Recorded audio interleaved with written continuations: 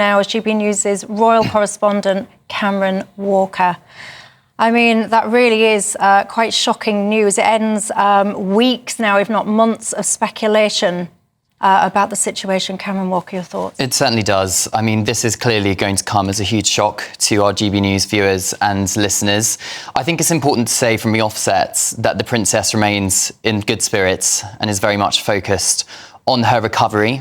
I think we saw from her very open and honest statements there how much she appreciates the love and support that members of the public have given her over the last few months following that abdominal surgery and subsequent cancer diagnosis, and also taking the time there to explain to us, the British public, explaining the cancer to her 3 young children, George, Charlotte and Louis, but also the plea for privacy, saying that we now need some time, space and privacy while I complete my treatment. So this is what we know. I can tell you that that video was filmed on Wednesday in Windsor. Of course, she underwent abdominal surgery, the Princess of Wales, in January.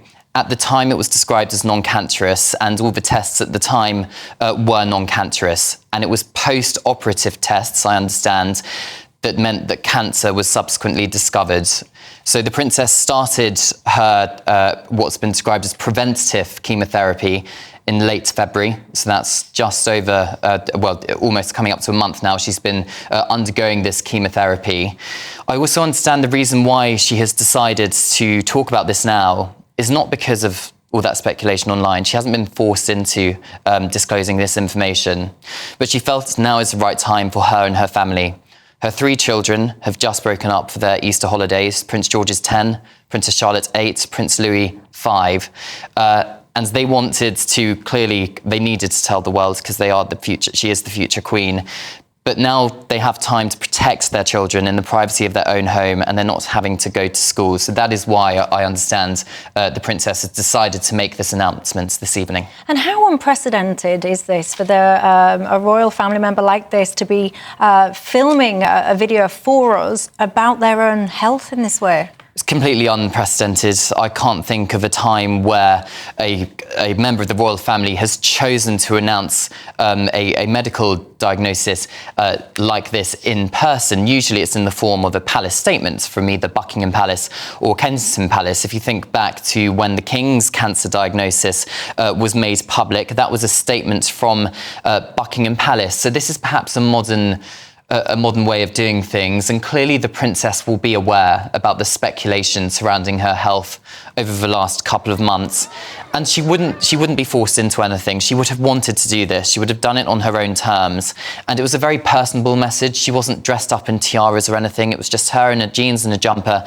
in her own garden. And lots of people that are tuning in right now, if you've just joined us, we have just played you a video. Don't worry, we will be playing that video again for you, so you will certainly see it. But that is Catherine, the Princess of Wales, saying that she is undergoing treatment now for a form of cancer. There'll be people wanting to know, what do we know? What is the cancer? How serious is the cancer? What do we know, Cameron? So Kensington Palace are not going into any further details about what type of cancer the Princess has. The only information they're giving us is that it was discovered in post-operative tests following her major abdominal surgery in January at the London clinic. They really insist and stress, as the Princess did herself in that video, that the Princess, like all of us, have a right to medical privacy, and we don't really have a right to know exactly what cancer she has. They have given us a lot of information in terms of the kind of treatment she's undergoing. We know that it's preventative chemotherapy is what they're saying. I'm told that she started that treatment at the end of last month, and that treatment is ongoing. As to when that treatment ends, we do not have an answer for you. But what I can also tell you, another bit of speculation, which we've obviously talked about over the last few months, is Prince William pulling out of that memorial service for his godfather, King Constantine, last month. I can tell you, I understand that was because of the Princess of Wales's cancer diagnosis. We've just, in the last few moments, had a message from the Prime Minister, Rishi Sunak, and he said that the Princess of Wales has the love and support of the whole country after she announced she has clearly undergone treatments for cancer.